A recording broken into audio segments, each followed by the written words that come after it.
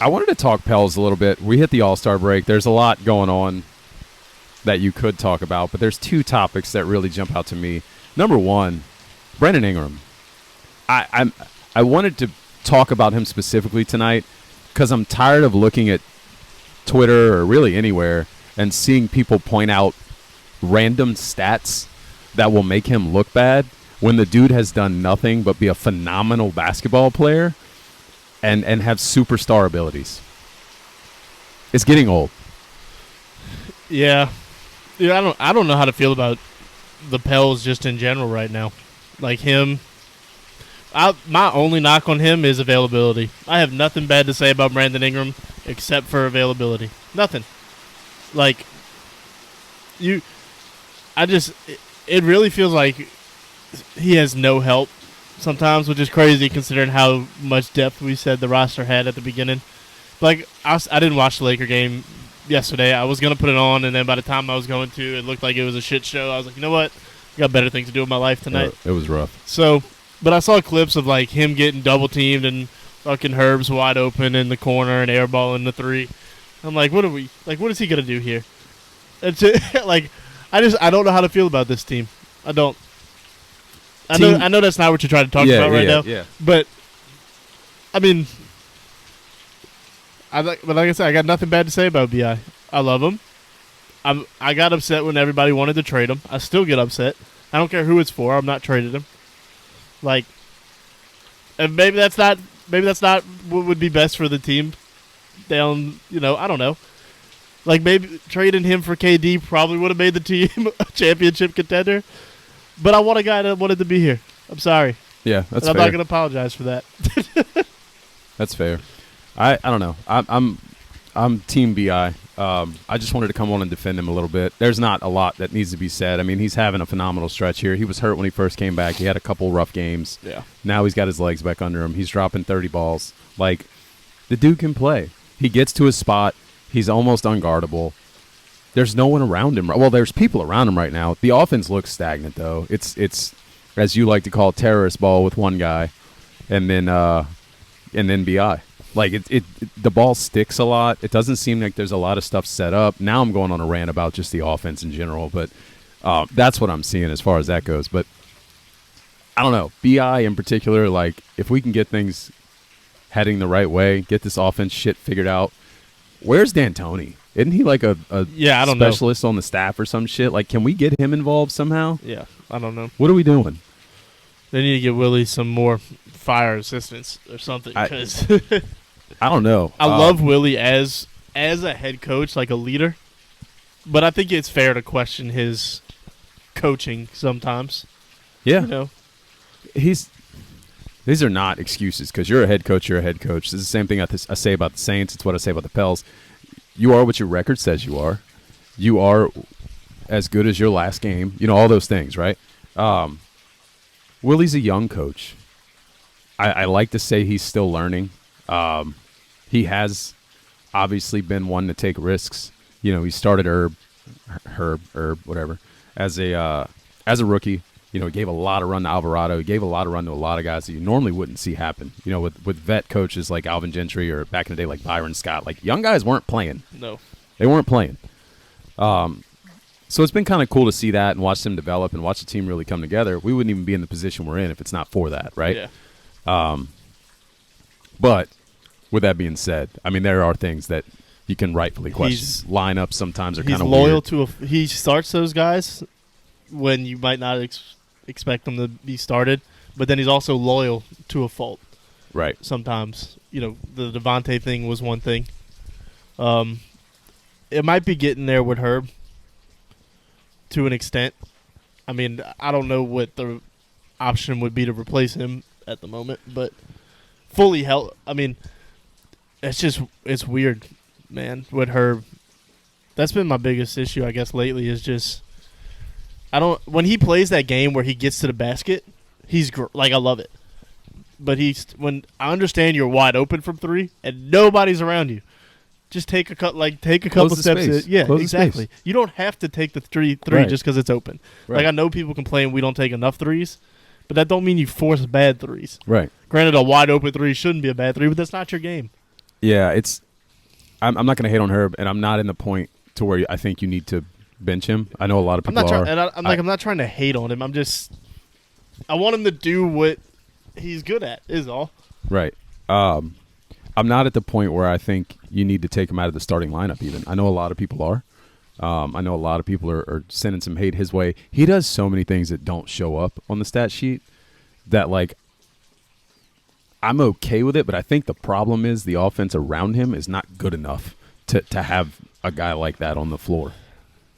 Which then it goes back to, well, do you bench him? Like, I'm arguing against myself a little bit there, but I think you got to get the right lineup on the floor. But at the same time, it's also on Willie to get him plays where he's not just standing in the corner getting open threes. Get him doing some cutting actions or something. Have him handle the ball. Yeah, I don't know. Have him handle the ball. Have him run action. Like, be Draymond Green, basically. Exactly. Like, put him in those actions. I've said that's what his comp is.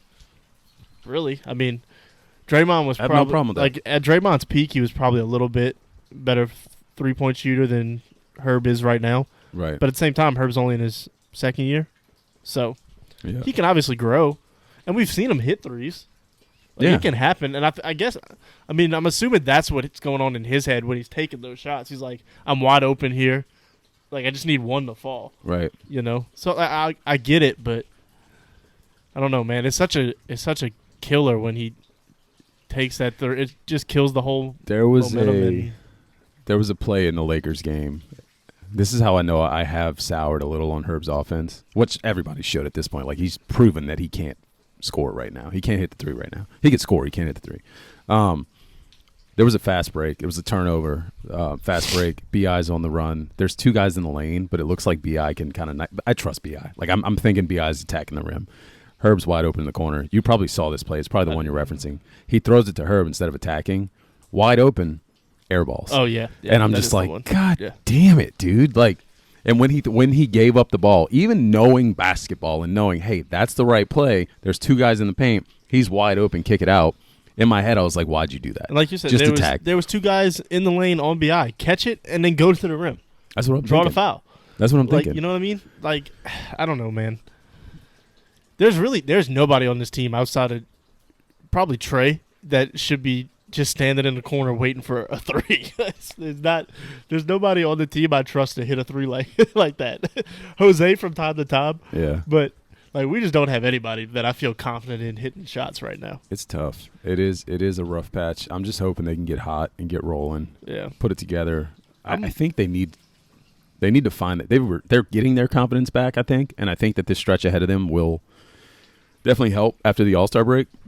But I think losing Zion again. I think that I was about to say that hurts mentally. Yeah, I think they were finally getting some swagger back and getting a little bit going, and they were like, "All right, Z's coming back to add to it," and then, bam, you get hit with that again. And I'll be honest, like that makes me, from like a more macro sense, like I just looking at the team as a whole, I'm just down on it on the whole situation. Not even like just this season, like long term. Like his team can't do anything if BI and Zion can't stay on the court. And I don't know, like we've never seen. And I'm not trying to like shit on either one of them. You know, like sometimes it's just bad luck. Like I saw somebody post I guess it's a guy who does research on injuries, like hamstring injuries, had like an 81% re-injure or whatever it was rate. So it's like. If you look at Devin Booker specifically, last year in the playoffs, he hurts his hamstring and comes back against us. He's still dealing with that hamstring injury. He's missing games right now because of that same injury. Yeah. He's re-aggravated it multiple times. It definitely lingers. I'm already assuming Zion will never be 100% for probably the rest of the year. I mean, it's okay. Like if he's 80% of Zion, like that's still great, you know, for a playoff for him. But it's just like, I don't know what the answer to that is. You got two stars who 3 years into it, we still don't know if they can play together. Still don't know. They got losing records without each other and losing records with each other. And then you got a third star who can be hot. When he's hot, he's hot. Oh, yeah. But when he's cold, it's awful. I just hate that the ball sticks. Yeah. And then on top of all of that, you got just hate it. And that's one reason I'm hesitant to like really just be super down on Willie like some people are. What is like he is constantly having to rebuild, like reimagine his offense because like he's never got his players. Yeah. Like he came into the season, you'd imagine, with an offense built around BI and Zion. Then he loses BI, and it's just Zion. Then he loses both of them.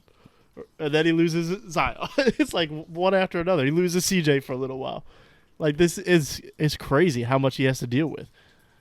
Yeah. I don't know, man. The excitement of the beginning of the season is completely gone for me.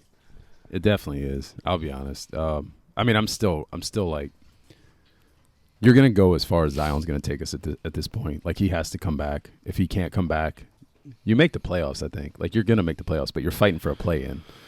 You'd be lucky to finish as a 6th seed. I think without Zion, we're a play-in team.